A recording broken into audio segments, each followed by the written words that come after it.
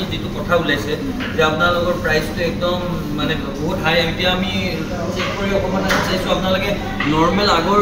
লাইনৰ টিকেট 350 টকা কৰিছে এতিয়া আৰু বাকি পিছৰখিনি আৰু 500 প্লাস কৰি দিছে এতিয়া যিবিলাক তাৰমানে আপোনালোকৰ বুকিং হৈ আছে সেইবোৰতো এই প্ৰাইচতে হৈ আছে প্ৰবলেমটো বুজি পাইছে না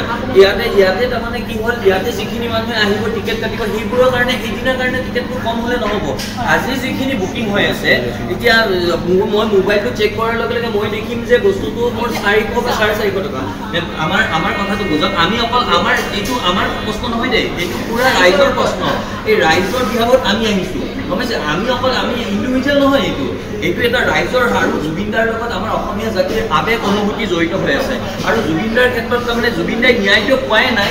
এটলিষ্ট আমি অসমীয়া মানুহখিনিয়ে ভাবিছোঁ অসমৰ মানুহখিনিয়ে ভাবিছোঁ জুবিনদাক শেষবাৰৰ বাবে অভিনীত এই মুভিখন যাতে প্ৰত্যেক চামৰ মানুহে হিন্দু মুছলমান গৰীব দুখীয়া ধনী প্ৰত্যেক মানুহে যাতে চাব পাৰে উপভোগ কৰিব পাৰে দাদাক তাৰমানে যিটো দাদাই আমাক ৰাস্তা দেখা পাই দিছে এটা শ্ৰদ্ধাঞ্জলি এটা ট্ৰিবিউট হিচাপত দাদাক আমি পাব পাৰোঁ সেইকাৰণে আজি ইয়াতে আহিবলগীয়া হৈছে আৰু এতিয়া চাওক যিখিনি বুকিং আপোনালোকে কৰাইছে অলৰেডি তেওঁলোকৰ পৰা আপোনালোকে হাই প্ৰাইচ এটা লৈ ল'লে অলৰেডি এতিয়া যদি সন্মুখৰ প্ৰথম লাইনৰে যদি টিকেট আপোনালোকে 350 টকা কৰিছে পিছফালেতো আপোনালোকে 700 টকা কৰিছে এই 700 650 সেনেকুৱা দেখাইছে তেনেহ'লে সাধাৰণ মানে ইয়াতে কেনেকৈ চিনেপলিছত আহি আপোনালোকৰ পৰা মই চাইছোঁ এইটো চাব নৰ্মেল 320 এক্সিকিউটিভ 340 360 VIP 600 এতিয়া মইনো ক'ত মিছা কথা ক'লোঁ মই নিজে চাইছোঁ আৰু এইটো আপোনাৰ মই 31 তাৰিখৰ চোৱাই নাই 2 তাৰিখৰ চাইছোঁ বহুত পিছত চাওক আপোনাৰ 2 তাৰিখৰ চাইছোঁ 2 তাৰিখে আপোনাক দেখাই আছে ইমান এতিয়া ফাৰ্ষ্ট লাইনৰ যদি এইটো হয় তেনেহ'লে তো অসুবিধা হ'ব নহয় এতিয়া নহয় আমি এইটো আলোচনা কৰিছিলোঁ গোটেইকেইটা আমাৰ যিমান থিয়েটাৰ আছে চিনেমা হলছ আছে গুৱাহাটীত যে ডিষ্ট্ৰিবিউটৰৰ পৰা আমি এটা ফিক্স ৰেট কৰি ল'ব লাগিব ডিষ্ট্ৰিবিউটৰ ইজ টোটালি এছ'চিয়েটেড বেলেগ মুভি আপোনাক ফ্ৰী দেখাব দিয়া নাই আমি ফ্ৰী নালাগে আমাক কিন্তু বস্তু বুজি পাইছে জুবিনদাৰ লগত তাৰমানে ব্যৱসায় হোৱাটো আমি নিবিচাৰোঁ আৰু আমি জুবিনদাৰ এখন ফটো বিক্ৰীও কৰিব দিয়া নাই গম পাইছে কোনোবাই যে জুবিনদাৰ ফটো বিক্ৰী বা জুবিনদাৰ নামত পানী যদি বিক্ৰী কৰিব বিচাৰিছে সেই মানুহকো আমি কিন্তু বাধা দিছোঁ তাতে যদি এতিয়া যদি অকণমান মুনাফাৰ কাৰণে জুবিনদাৰ এনেই এই হৈ আছে পৰিস্থিতিটো আমি কি কৰিম সেইটো আমি গম পাইছোঁ সেইটো কাৰণে আমি চবৰে ডিছকাছ কৰিছোঁ যদি ডিষ্ট্ৰিবিউটৰে যদি আমাক এটা ফিক্স ৰেট দি দিয়ে গোটেইকেইখন চিনেমাতে এইটো কেতিয়া দিব অলৰেডি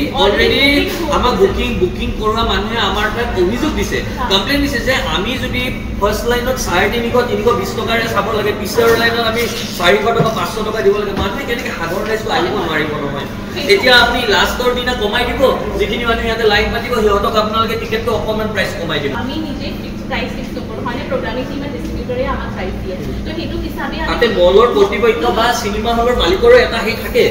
সেইটো থাকে আমি বস্তু নজনা নহয়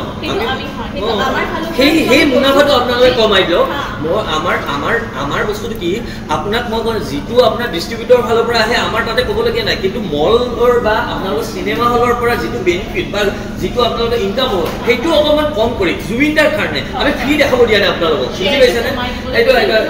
এই বস্তুটো এই কথাটো আপোনালোকে গুৰুত্ব সহকাৰে লওক আৰু এইটো আমি আমাৰ অভিযোগ লৈ অহা নাই সৰ্বসাধাৰণ ৰাইজৰ গোটেই অসমবাসীৰ আজি এটা মনত প্ৰশ্ন হৈছে আমি জুবিনদাৰ এই মুভিখন চিনেমাখন চাব নোৱাৰিম নেকি কাৰণ 500 টকা দি পেলাই সাধাৰণ মানুহে নোৱাৰে দিন হাজিৰা 500 টকা কৰা মানুহে কেনেকৈ আৰু 500 টকা আৰু আপোনালোকে অলৰেডি বুকিং আপোনালোকে যিবিলাক এডভান্স বুকিং লৈ আছে মোবাইলত বা নেটত অনলাইন লৈ আছে সেইবোৰতো অলৰেডি পইচাতে বেছি এইটো কনভিনিয়েন্স চাৰ্জ থাকে আৰু এইবোৰত আকৌ এড হ'ব সেইটো এই 320 বা 500 পৰা যাই থৈ 550 এটা টিকেট পৰিব কেনেকৈ চাব মানুহে কিন্তু এইখন মুভি আপুনি কিন্তু অকল চিনেমা বুলি নাভাবিব দেই এইটো কিন্তু কমাৰ্চিয়েল বুলি হ'লে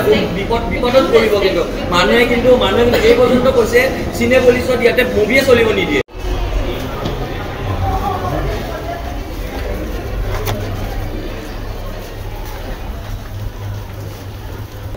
জুবিনদা শেষ অভিনেতা এখন চিনেমা আৰু এইখন চিনেমাৰ লগত আমাৰ আবেগ অনুভূতি প্ৰতিজন অসম আৰু অসমীয়াৰ আবেগ অনুভূতি জড়িত হৈ আছে সেইকাৰণে ৰেটটো কিন্তু আপোনালোকে যিটো ৰেট দি আছে ৰেটটো কিন্তু কোনো কাৰণতে একচেপ্টেবল নহয় দাম বহুত হাই হৈ গৈছে আপোনালোকৰ জুবিন ক্ষেত্ৰ মন্দিৰ মছজিদত যিমান মানুহ হয় জুবিন ক্ষেত্ৰত সিমান মানুহ হয় আজি সদায় মানুহ আজি এমাহ উকলি গ'ল, আজি ৩৭টা দিন জুবিন দা অবিহনে, কিন্তু আজিও আমাৰ বিশ্বাসত আমি ল'ব পৰা নাই যে জুবিন দা কায়িকভাৱে আমাৰ মাজত নাই। সেইকাৰণে আপোনালোকলৈ অনুৰোধ, আপোনালোকৰ PVR চিটি চেণ্টাৰলৈ আমাৰ অনুৰোধ, আপোনালোকৰ দাবী যে আপোনালোকে কিন্তু এই যিটো প্ৰাইজ আজি দিনত হেৰি হৈছে আপোনালোকে কিন্তু হেৰি কৰিব লাগিব, এইটো কমাবই লাগিব আৰু কমাবই লাগিব, নহ'লে কিন্তু একদম তীব্ৰ গণতান্ত্ৰিক আন্দোলনৰ আপোনালোকে সন্মুখীন হ'ব। মই খোলাকে কৈছো, আৰু এইটো মোৰ কথা নহয়, আপুনি খবৰ ল'লে অলৰেডি নিউজ চেনেল ওলাই গৈছে যে বৰ বেয়া এটা হেৰি কৰিছে যে PVR আৰু বিশেষকৈ PVR আৰু চিনেপলিছৰ নামটো ওলাইছে। আপুনি গম পাইছে